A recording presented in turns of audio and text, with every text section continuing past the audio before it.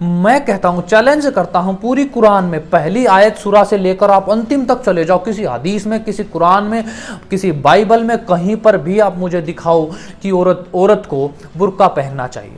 अगर कोई मुझे प्रूफ कर देगा तो मैं कहूंगा, सबसे पहले सपोर्ट में मैं आऊंगा कि बुर्का पहनना चाहिए। हाँ दोस्तों, बिल्कुल ठीक देख रहे हो, जो थंबनेल में आपने देखा है वही चीज़ आज इस वीडियो में देखने को मिलेगी। बात शुरू करता हूँ हिजाब से। देश में एक ऐसा मुद्दा उठ रहा है, ऐसा मुद्दा भड़का हुआ है कि बहुत सारा हमारा देश का मुस्लिम वर्ग जो कह रहा है कि हिजाब हमारी संस्कृति का हिस्सा है, हिजाब हमारी परंपराओं का हिस्सा है, हिजाब हमारे धर्म का हिस्सा है। वहीं दूसरी ओर एक ऐसा वर्ग जो अपने आप को हिंदू कहता है, वो कहता है अगर तुम्हारा हिजाब अगर तुम्हारी संस्कृति का हिस्सा है, तुम अगर हिजाब तुम्हारा ही हिस्सा है, तुम्हारे धर्म का हिस्सा है, तुम्हारे मत का हिस्सा है, तो जय श्री राम का नारा लगाना, भगवा पहनना, या फिर मैं जैनियों वाली बात करूं, नंगे होकर रहना, यह भी तो हमारी संस्कृति का हिस्सा है। इस चीज़ को लेकर एक बहुत बड़ा मुद्दा देश में चल रहा है। इस मुद्दे को लेकर आपने बहुत सारे वीडियोज़, बहुत सारे फोटोज़, बहुत सारे बयानबाजी सुन लिए होंगे, ऐसा मैं जानता हूँ। परंतु आज जो बात मैं आप सभी के बीच रखने वाला हूँ वह आपने नहीं देखी होगी, क्योंकि इस बात को अंतरंग रूप से कह दिया गया है और इस मामले को दूसरी दिशा में ले जाने का प्रयास किया जा रहा है। इसीलिए मैं वीडियो आप सभी के बीच लेकर आया हूं। तो दोस्तों, मैं आपका दोस्त अनिल आर्य स्वागत करता हूं आप सभी का आपके अपने YouTube चैनल प्रसिद्ध भारत में। बिना समय गवाए मुद्दे को समझते हैं कि मुद्दा क्या है। दोस्तों, अभी आप जानते हो, जब जब देश में चुनाव होते हैं, चाहे वो बीजेपी के हों चाहे कांग्रेस को, जब जब चुनाव जिस क्षेत्र में होते हैं उस पूरे देश में ऐसा माहौल बनाया जाता है, हिंदू मुस्लिम किया जाता है, जाति पाति किया जाता है और आर्थिक और सामाजिक भिन्न भिन्न प्रकार के मुद्दे समाज में उकसाए जाते हैं और उसी के आधार पर किसी पार्टी का जीतना और हारना तय होता है। ये हमेशा हर चुनाव में होता आया और इस समय, इन चुनाव के समय में ये मुद्दा उठा है हिजाब का। अब सबसे पहले ये जो हिजाब का मुद्दा है, इसको लेकर ये जो वीडियो सबसे पहले जो ज़्यादा प्रचलन में आया, इस वीडियो को देखिए।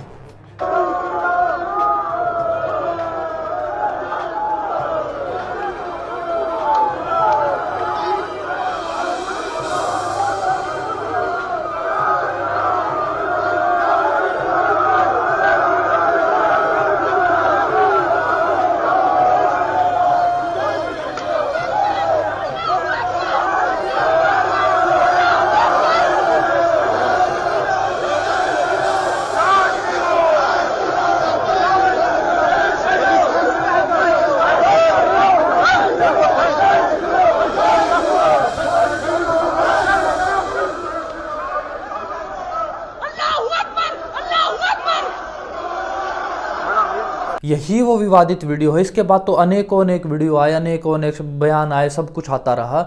यही प्रथम जो विवादित वीडियो है, इसी से सारा प्रकरण शुरू हुआ। प्रकरण ये था कि जिस विद्यालय में, जिस कॉलेज में ये लड़की पढ़ती है, जिसका नाम बीबी मुस्कान है, उस कॉलेज के प्राचार्यों द्वारा हिजाब को बंद कर दिया गया। प्रकरण इस तरह से शुरू होता है। अब वहाँ पर जब हिजाब बंद कर दिया गया है तो वहाँ बहुत सारी लड़कियाँ विरोध में आ जाती हैं, बहुत सारे और उनके मुस्लिम लोग विरोध में आ जाते हैं कि हिजाब तो हमारी संस्कृति का हिस्सा है। और इसी के साथ जब यह बात हिंदुओं के वहाँ छात्रों को पता लगती है तो वो अपने रूप में विरोध में आ जाते हैं। अगर तुम्हारा हिजाब संस्कृति का, तुम्हारी संस्कृति का हिस्सा है तो हमारा जैसे राम बोलना या भगवा पहनना हमारी संस्कृति का हिस्सा, ये मुद्दा तूल पकड़ गया। अब इस वीडियो को देखने के बाद बहुत सारे लोग ये कह रहे हैं कि लड़की तो बच निकली, यह तो बहुत बहादुर लड़की है, बहादुर बेटी है, बच निकली। तो मैं सबसे पहले बताना चाहता हूँ, वह बहादुर थी अथवा नहीं थी यह बाद का विषय है। सबसे पहले यह जान लो कि यह जो युवक जितने भी जय श्री राम के नारे लगा रहे थे, वह कहीं ना कहीं स्वाभाविक रूप से संस्कृति से जुड़े हुए थे, वो मान मर्यादा जानते थे। अन्यथा वही लड़की हिंदुओं की होती तो वह लड़की क्या, उसका एक बोटी बोटी भी देखने में नजर नहीं आती, भले ही वह कॉलेज परिसर क्यों ना, रोड से उठा ली जाती हैं जी देश में। आप जानते हैं इस भली बात। कौन उठा लेता है? वही पंचर छाप, वही पंचर लगाने वाले। तो यह चीज समझने वाली बात है। इसका जो दलील दी जा रही है निराधार दलील है। दूसरी बात, जो उनका सांस्कृतिक धार्मिक जो भी आधार है बुर्का पहनने का, तो बुर्का पहनने के लिए स्थान भी है। अगर आपको बुर्का पहनना है तो आप बुर्का पहनिए अपने मदरसे में, बुर्का पहनिए अपने घर में, बुर्का पहनिए रोड पे, सड़क पे, कहीं पर भी बुर्का पहन के चलिए। क्योंकि मुस्लिम महिलाओं का यह मानना है बुर्का पहनने से महिलाएं सेफ रहती हैं, किसी गंदी दृष्टि से बचती हैं, किसी दुष्ट की नजरों से बचती हैं। परंतु जो बुर्के को लेकर विवाद में आई है बीबी मुस्कान, उसी के कुछ चलचित्र देख लीजिए। इसको नेवल दिखानी है, इसको अपना अंग प्रदर्शन करना है। कहां पे? सड़कों पर, रोड में, बार में, कहीं पर भी घूमने जाती वहां उसको अंग प्रदर्शन पूरा करना है। परंतु कॉलेज में उसको क्या पहन के आना है? वहां उसको हिजाब पहन के आना, वहां उसको संस्कृति दिखानी है, वहां उसको अपनी सभ्यता दिखानी है। परंतु रोड पर, सड़कों पर जहां ये घटनाएं ज्यादा होती हैं वहां उसको कोई संस्कृति से मतलब नहीं। वहां तो वही सामान्य लड़की की तरह जींस टॉप, फटी जींस पहनने वाली लड़की बन के आती है। तो ये दोगले लोग हैं ना, ये हमारे देश को हमेशा तोड़ते हैं, हमारे देश को हमेशा युवाओं को भ्रमित करते हैं। ऐसे दोगले लोगों की पहचान हमें होनी चाहिए। और जब जब इस हिंदुओं को इन चीजों के, हिंदुओं को अर्थात इन भारतीयों को इन चीजों की पहचान नहीं हुई है, तब तब हमें नुकसान उठाया है। चाहे वो नेहरू को लेकर हो, चाहे गांधी को लेकर हो, किसी भी चीज को लेकर हो। अब दूसरी दलील यहां दी जा रही है कि हमारा खान पान अलग, हमारी भाषा अलग, हमारी बोली अलग, हमारा रहन सहन अलग, हमारा मजहब अलग, हमारे कपड़े अलग। तो भाई अपनी एक यूनिवर्सिटी भी अलग बना लो, अपनी कुछ ऐसा कॉलेज बना लो जहां केवल और केवल सिर्फ और सिर्फ बुर्का पहनकर आ पाओगे। क्यों बीच में घुस रहे हो? फिर अगर आपको ऐसा ही लगता है आपका सब कुछ, और आपके लिए तो मदरसे बने हुए हैं, भारत सरकार सपोर्ट करती है जी, वहां पढ़ाओ ना, वहां पढ़ो ना, क्या समस्या खड़ी है? क्यों नहीं जाते? क्योंकि जानते हैं पूरी कुरान में, पूरी बाइबल में जितने भी ये लोग सारे आज देश में, दुनिया की बात कर रहा हूं, जितने भी दुनिया में इस्लाम को मानने वाले हैं, ईसाईयत को मानने वाले हैं, वो सभी के सभी लोग साइंस पढ़ते हैं, विज्ञान पढ़ते हैं, भौतिकी पढ़ते हैं, फिजिक्स पढ़ते हैं, रसायन पढ़ते हैं, बायोलॉजी पढ़ते हैं, सब पढ़ते हैं, गणित पढ़ते हैं, सारी भाषाओं को पढ़ते हैं।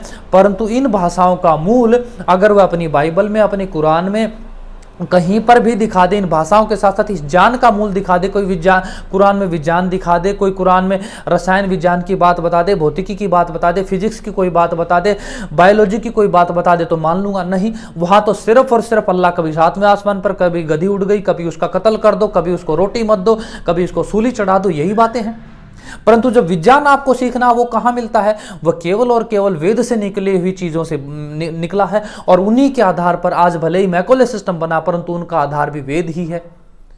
तो आप अपने मदरसे में अपनी पुस्तकें पढ़ के बनो ना विद्वान, नहीं बन सकते। क्योंकि विद्वत्ता की तो बात ही छोड़ दो, वहां तो सिर्फ केवल और केवल अल्लाह का प्रकरण बसता है, और वह भी अल्लाह ऐसा आप जब भी जानते हैं, वो अगला विषय, उसमें फिर कोई बात करेंगे। अब यहां से शुरू होता है मेरी पीड़ा का विषय, और प्रत्येक भारतीय की पीड़ा का विषय शुरू हो जाता है, प्रत्येक आर्य की पीड़ा का विषय शुरू हो जाता है, और प्रत्येक आर्यों की संतान हिंदुओं की पीड़ा का विषय शुरू हो जाता है। भारत में सबसे बड़ा संगठन आरएसएस, और उसका अवध प्रांत का अध्यक्ष, प्रांतीय अध्यक्ष, बहुत बड़ा अपने आप में पदाधिकारी होता है, और वह कह रहा है हिजाब भारतीय संस्कृति का हिस्सा है। तो कौन सी भारतीय संस्कृति की बात करते हो आप? कौन सी भारतीय? जो 1400 साल पहले तक, मतलब मुसलमानों के पहले की भारतीय संस्कृति की बात करते हो, या जो गुलामों की संस्कृति भारतीय की बात करते हो? यह पहले आपको स्पष्ट करना होगा। दूसरा, उन्होंने कहा कि पर्दा परंपरा भारतीय परंपरा है, इससे महिलाएं सेफ रहती हैं। और कौन कह रहा है? आरएसएस का प्रमुख व्यक्तियों में से एक कह रहा है। मैं पूछना चाहूंगा उस अनिल जी से, आप मुझे भारत में रामायण काल से लेकर, और आप मुझे 5000 साल, मतलब आज से 5000 साल पूर्व अर्थात महाभारत काल तक एक भी परंपरा, एक भी ऐसा प्रकरण, एक भी ऐसी घटना लिखित रूप में ही दिखा दे, कहीं पर भी पुराणों में भी दिखा दे कि कहीं पर्दा परंपरा है। हमारी तो देवियां, चाहे देवी सरस्वती हो, शेरावाली हो, किसी की भी मान लो, देवी सीता की मान लो, किसी की भी ऐसी घटना बता दो किसी ने कुछ पर्दा किया हो। किसको उल्लू बना रहे हो? उनको उल्लू बना सकते हो जो अपने धर्म को नहीं जानते। ऐसे भोले भाले मेरे हिंदू भाइयों को आप उल्लू बना सकते हो, क्योंकि भारतीय संस्कृति में पर्दा परंपरा दूर दूर तक तो क्या कभी थी नहीं। ये कब आई? जब हमारे देश में आक्रांत आए, जब आए, जब औरत को सामान समझने वाले लोग आए। कब आए? जब हमारे देश में औरतों को तलवार भालों की नोक पर उछाल देने वाले लोग आए। कौन लोग थे ये? वो सारे के सारे मुसलमान आक्रांता थे। तब भारत में मुसलमान प्रथा का जन्म हुआ। तो इसका उत्तरदायी कोई है तो वो भी यही लोग हैं जो आज इसका विरोध कर रहे हैं। दूसरी बात उन्होंने कही, देश का संविधान लड़की को बुर्का पहनने की आज़ादी देता है। अरे तो अगर बुर्का पहनने की आज़ादी देता है, देश के संविधान को जो बनाने के लिए जो योग्यता होती है वो कहाँ बनती है? वो योग्यता बनती है कॉलेज में, यूनिवर्सिटी में। वहीं से तो देश को चलाने वाला व्यक्ति निकलता है। और वहाँ का जो संविधान है, कॉलेज यूनिवर्सिटी का संविधान है, वहाँ एक सामान्य नियम लागू होता है। आपको पता होना चाहिए नील जी, उस नियम को कहते हैं कॉमन यूनिफॉर्म कोड। प्रत्येक स्कूल में, प्रत्येक विद्यालय में, प्रत्येक विश्वविद्यालय में एक कॉमन यूनिफॉर्म कोड होता है, उसी को पहन के आना होता है। इसी से वो पता चलता है कि कोई अमीर नहीं, कोई गरीब नहीं, कोई मजहबी नहीं, सारे के सारे एक समान। यह कौन सिखाता है? ये स्कूल सिखाता है। वहीं पर आप क्या बीज बो रहे हैं कि लड़की को बुर्का पहन के आना चाहिए। तो पहने अपने घर में जी, रात को बुर्का पहन के सोए, किसने रोका है? परंतु कॉलेज में आना, कॉलेज में बुर्का पहन कराना, ये कॉलेज की यूनिफॉर्म के विरुद्ध है। और इसका निर्णय ना भारत सरकार ले सकती, इसका निर्णय केवल और केवल ले सकता है स्कूल का प्राचार्य, स्कूल का आचार्य, स्कूल का विद्यालय का जो भी अध्यापक है, वह इसका निर्णय ले सकते हैं। और उनका निर्णय यही है कि प्रत्येक विद्यालय में, प्रत्येक विश्वविद्यालय में एक कॉमन यूनिफॉर्म कोड होता है, उसका अनुसरण करना चाहिए। अब इसका उल्लंघन किसने किया है?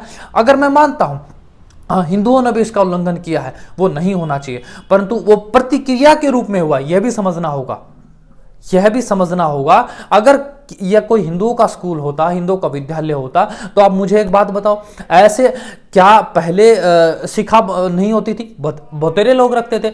विद्यालय में ऐसा रहा, प्रकरण आए तो उन्होंने शिक्षा रखनी छोड़ दी। परंतु अब जब इनके ऊपर बात आई तो इन्होंने नहीं, हम तो बुर्का पहनेंगे। तो इसलिए यह चीज हमें समझनी चाहिए कि विद्यालयों का अधिकार होता है कि वह क्या लागू करेंगे। और यहां स्पष्ट है कि विद्यालय में, विश्वविद्यालय में कॉमन यूनिफॉर्म कोड होता है, इसका पालन करना ही होगा। अगर नहीं करना तो अपने मदरसे में जाओ जी। इसी से जुड़ी दूसरी बात, अगर संविधान अनुमति देता, संविधान किसके आधार पर देता है? संविधान अनुमति देता धार्मिक विचारों के आधार पर, धार्मिक संस्कृति के आधार पर। तो इनका धार्मिक पुस्तक क्या कुरान, इनकी धार्मिक पुस्तक है क्या हदीस? मैं कहता हूं, चैलेंज करता हूं, पूरी कुरान में पहली आयत सूरा से लेकर आप अंतिम तक चले जाओ, किसी हदीस में, किसी कुरान में, किसी बाइबल में, कहीं पर भी आप मुझे दिखाओ कि औरत को बुर्का पहनना चाहिए। अगर कोई मुझे प्रूफ कर देगा तो मैं कहूंगा, सबसे पहले सपोर्ट में मैं आऊंगा कि बुर्का पहनना चाहिए। कहीं पर भी इसका कोई प्रकरण ही नहीं है, तो आप कैसे कह सकते हैं कि बुर्का हमारा सामाजिक या धार्मिक अधिकार है? और धर्म तो छोड़ दो, मजहबी अधिकार कहना चाहिए। दूसरी इसी से जुड़ी एक और बात उन्होंने ये कही कि बीवी मुस्कान अपने आप को अकेली न समझे। हम बीवी मुस्कान के सपोर्ट में खड़े हैं और जय श्री राम के नारे लगाने वाले के ऊपर हम पूरी कार्रवाई करेंगे। कैसे कर दोगे जी? और ये कोई बीवी मुस्कान का विषय है क्या? किसी लड़की विशेष का विषय है क्या? नहीं, यह विषय पूरी की पूरी मजहब और संस्कृति के बीच का विषय है।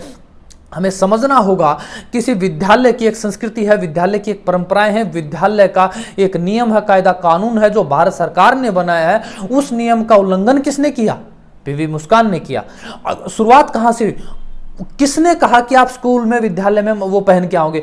फिर अगर पहन के आते हो तो फिर हिंदुओं को कैसे रोका जा सकता है? आप जय श्री राम लगाने वालों, नारा लगाने वाले के ऊपर कैसे आरोप कर सकते हो? क्योंकि वही उसी प्रकार का नारा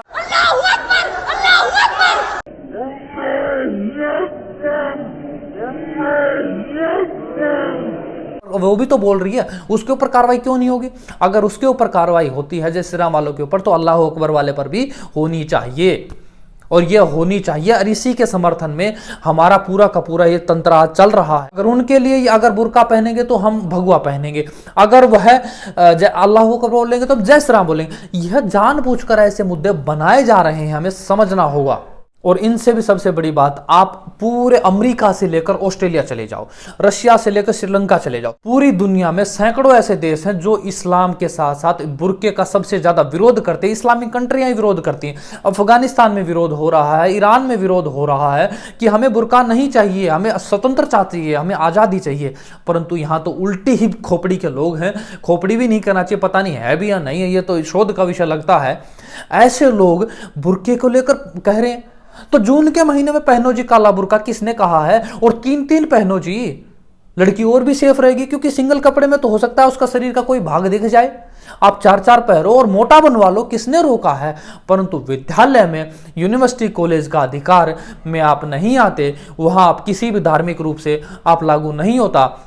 क्योंकि विद्यालय के रूप में देखा जाए तो विद्यालय में तो सभी धर्मों के छात्रों को पढ़ने का समान अधिकार होता है और उसका उल्लंघन करने वाले को सजा मिलनी चाहिए। परंतु यहाँ एक स्पष्ट हो जाना चाहिए हमारे प्रत्येक भारतीय को कि यहाँ भारत का सबसे बड़ा संगठन, दोगला संगठन, पर सबसे बड़ा संगठन, केवल और केवल 22 संगठन, कभी तो उसका प्रमुख कह देता है हिंदू मुसलमानों का डीएनए का। अरे डीएनए एक हो जाने से कुछ बात थोड़ी बनती है, बात खेल होता है विचारों का। एक गाय काटने वाला है, एक गाय बचाने वाला, दोनों का डीएनए का, तो क्या भाई हो गए क्या?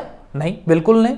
अरे एक का विचार कुछ कह रहा है, एक का कह रहा है मूर्ति पूजकों का कत्ल कर दो, एक कह रहा है कि मूर्ति पूजा ही हमारा धर्म है, तो आप कैसे भाई हो गए? वो कत्ल करता भी है।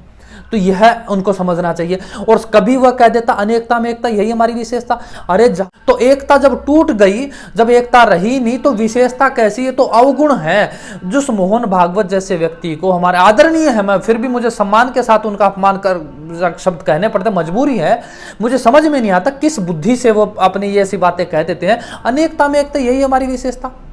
अरे कैसे? समझाओ जरा हमें, विशेषता क्या? तो अवगुण है हमारा। जहां एकता होती है वहीं एकता होती है, अनेकता में एकता नहीं होती कभी भी।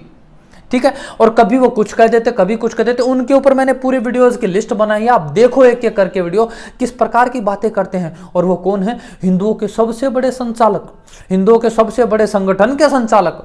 और जो ये कहते हैं कि हम सारे देश को बदल देंगे, सारे देश में मातृभाव, पितृभाव, आपसी प्रेम, भाईचारा बढ़ा देंगे। कैसे बढ़ा दोगे? हाँ, राजनीति रोटियां सेक लोगे अलग विषय, इसको बढ़ाने के लिए तो हमें एक ही कार्य करना होगा। वास्तव में अगर पितृभाव, मातृभाव, भ्रातृभाव को पैदा करना है तो उसके लिए हमें एक ही करना होगा। हमें एक मत वाला होना होगा, एक विचार वाला होना होगा, एक संस्कृति वाला होना होगा, एक भूषा वाला होना होगा, एक भेषज वाला होना होगा, और जो सबके लिए सर्वोत्तम हो, जो सब प्राणी मात्र के हितकर हो, वह केवल और केवल एक ही है। वह वेद का, वह वेद का मार्ग, जिसको हमारे हजारों लाखों वर्षों तक हमारे ऋषि महर्षि मानते रहे और अपने भारत का ही नहीं अपितु पूरे विश्व का कल्याण करते रहे। उसी में हमारा कल्याण हो सकता है, उसी में राष्ट्र का कल्याण हो सकता है। अन्यथा यह भारत, कब अफगानिस्तान टूटा, कब पाकिस्तान टूटा, कब बांग्लादेश टूटा, पता नहीं चलेगा। कब दक्षिण भारत टूटेगा, कब कश्मीर टूटेगा, कब 7 बहनों का प्रदेश टूटेगा, कब अवध अलग होगा, कब अलग होगा, कुछ नहीं कह सकते। अगर एकता सूत्र में पिरोना है, आरएसएस को बार बार शुद्धिकरण की बात करता हूं, सबसे पहले मैं शुद्धिकरण करना होगा आरएसएस का, और आरएसएस के जितने भी संगठन, सबका शुद्धिकरण करना होगा। उन सबको वेद के नीचे लाना होगा, वेद के झंडे के नीचे लाना होगा। उनको भी, प्रत्येक आरएसएस के कार्यकर्ता को, प्रत्येक हमारे भाई को वेद पाठी हिंदू बनाना होगा। तभी जाकर इस भारत का उद्धार हो सकता है। अन्यथा हर इलेक्शन में अभी तो छोटे छोटे मुद्दे उठ रहे हैं, यह भी दूर, वो दिन दूर नहीं जब हर इलेक्शन में बुरी तरह से 1857 की तरह मारकाट मचेगी, बुरी तरह से लोगों का और शोषण होगा, बुरी तरह से अस्मिताएं लूटी जाएंगी। वह दिन दूर नहीं। तो दोस्तों, अगर वास्तव में अपनी संस्कृति के लिए कुछ करना चाहते हो तो आओ मेरे साथ मिलकर, आओ अपरिचित भारत के साथ एक परिचय करें अपने ही भारत का, जो ऋषियों का भारत था। तो दोस्तों, ये था आज का वीडियो अच्छा लगा तो वीडियो को लाइक, शेयर, सब्सक्राइब, चैनल को जरूर करना। और जाने से पहले एक बार मेरे साथ बोलिए, धर्म की जय, धर्म की जय, धर्म की जय। सभी को नमस्ते जी।